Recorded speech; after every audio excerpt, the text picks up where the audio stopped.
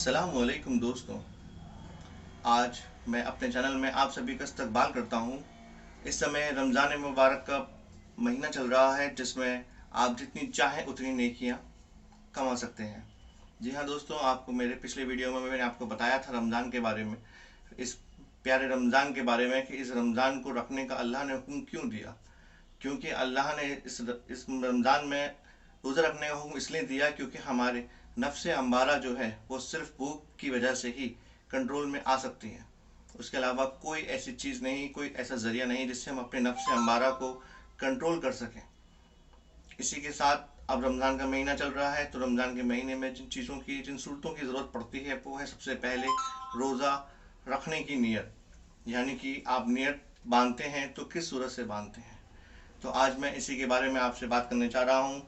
तो मैं अब स्क्रीन पे लगा रहा हूँ रोज़ा रखने की दुआ। बबिस्वामी गदन नमेतो बिन शहरी रमज़ान,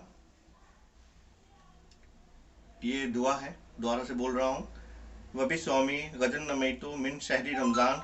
उसके आगे फिर आप जो भी आप रोज़ा रख रहे हैं, पहला, अब तो आज तो दूसरा रोज़ा है, बिस्वामिया गदन नमेतो मिन शहरी रमज़ान, नियत करता हूँ दूसरे रोज़े की, अल्लाह ताला मेरा रोज़ा करना कबूल। इस तरह से आप नियत बांधते हैं और बांध सकते हैं। इसके साथ ही जब अफ्तार का वक्त आता है शाम को, मगरिब के टाइम, तब आपको जो दुआ पढ़नी है वो दुआ भी मैं आपको बताने जा रहा हूँ।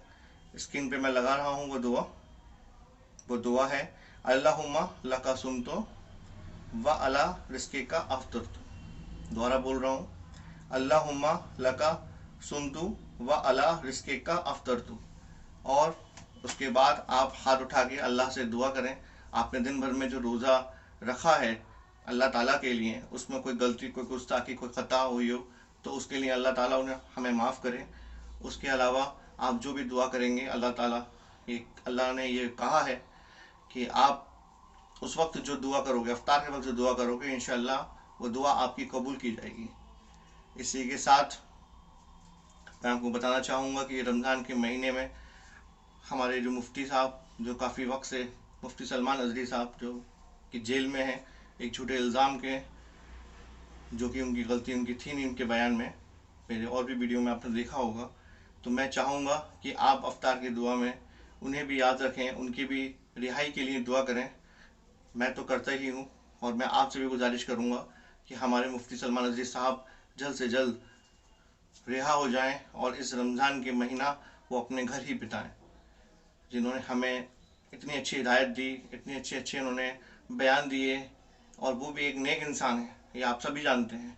बस ये है कि कुछ साजिशों के ज़रिए उन्हें जेल में डाल दिया गया, और आज वो हमारे बीच नहीं है, एक जेल में है, कुछ मुश्किलों में घिरे हुए हैं। और वो तो रमज़ान से पहले ही माशाल्लाह रोज़े रख रहे थे। तो मैं आप सभी से भी ये गुजारिश करूँगा कि आप सभी भी मुफ्ती सलमान अजरी को ना भूलें, उनको भी अपनी दुआओं में याद रखें। रमज़ान के महीने की दुआएं इंशाअल्लाह ज़रूर पूरी होती हैं। तो हमारी भी दुआएं पूरी हो और वो अपने घर पर तशरीफ़ लाएं। इसी के साथ अब मैं आपको बताने जा रहा हूँ कि ईशा की नमाज के बाद जो तराबियाँ पढ़ी जाती हैं, उसमें जो दुआ पढ़ी जाती है हर 4 रकात के बाद, वो दुआ भी मैं आपको बता रहा हूँ। ये है, हमारे स्क्रीन पे मैंने लगा दी है, आप पढ़ लें।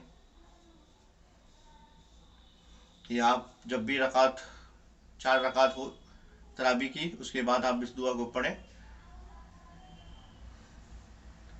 इसी के साथ मैं अपना वीडियो जो है वो ख़त्म ही कर रहा हूँ, क्योंकि मेरा भी आज दूसरा रोज़ा है, और माशाल्लाह मैं भी यही कोशिश करूँगा कि पूरे रोज़े रखूँ, और आपसे भी ये गुजारिश करूँगा कि आप पूरा रोज़ा रखें।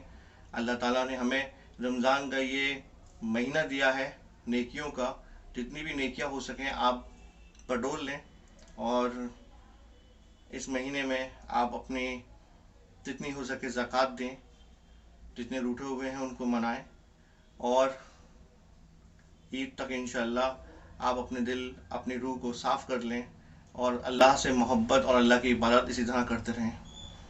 ठीक है, अल्लाह हाफिज़, खुदा हाफिज़।